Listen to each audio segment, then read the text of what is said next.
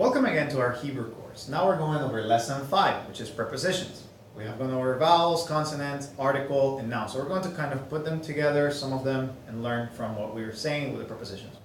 Prepositions are words that show us relation of objects to time or space. So for example, of, in, after, from. So they kind of show the relationship between two different nouns or adjectives and how they're used with one another. There is three kinds of prepositions: independent, makef, and inseparable. And then we're going to talk about the preposition min. It's a little bit different, but it's not a category. So it's just how it acts, because it can be used in different ways. So for example, the independent prepositions are prepositions that are separated from the words themselves. So here we have hamabul, which means flood, or the flood. See, we have here the article and the dagesh forte. And then we have the preposition outside of it.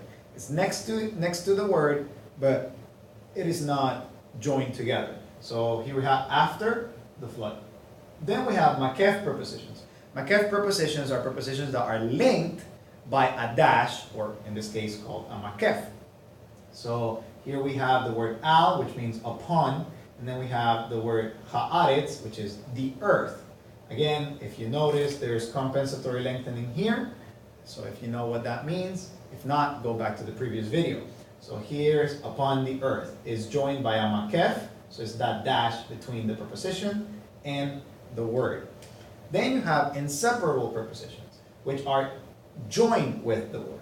There are two different uses. You have the regular use and the use with an article.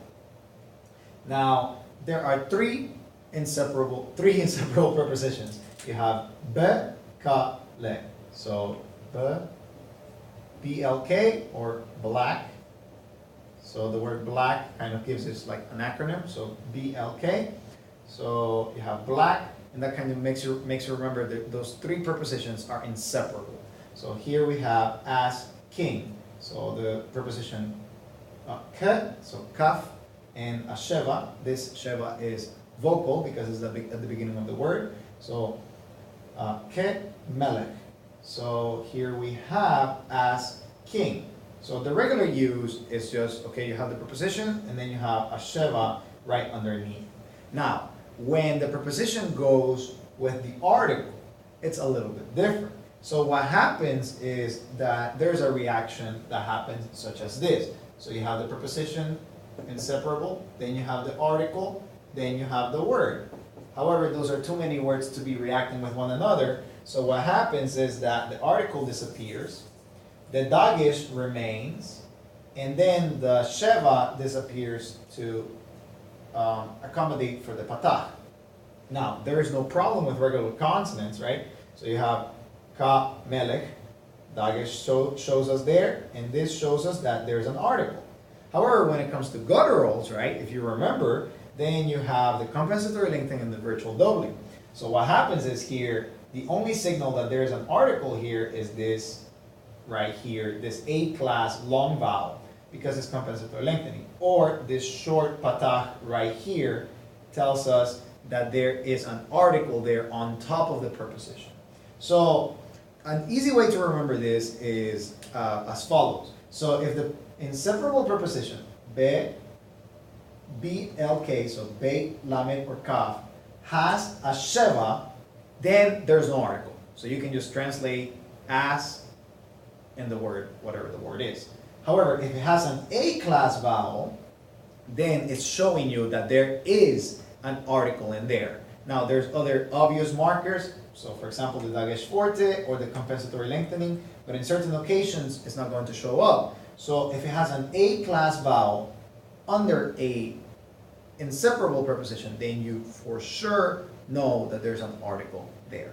The last thing I want to talk about is the preposition min. Min can be used in two ways. It can be used with a makef. So here we have min, then a makef and the word in the same way that this one is used, or as an inseparable preposition.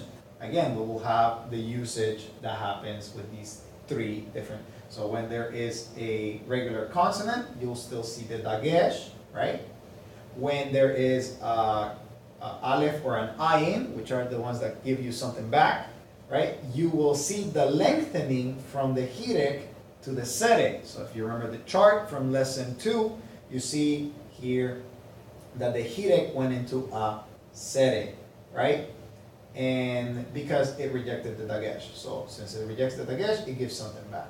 And then here you have, again, here another compensatory lengthening. It's a little bit different than just the regular consonants with the preposition mean. So you will see some changes happening up there. So I hope this lesson was helpful to you. And if you like it, subscribe and keep sharing the video so others can learn or kind of tips and tricks for biblical Hebrew. Hope you have a great day. Thank you.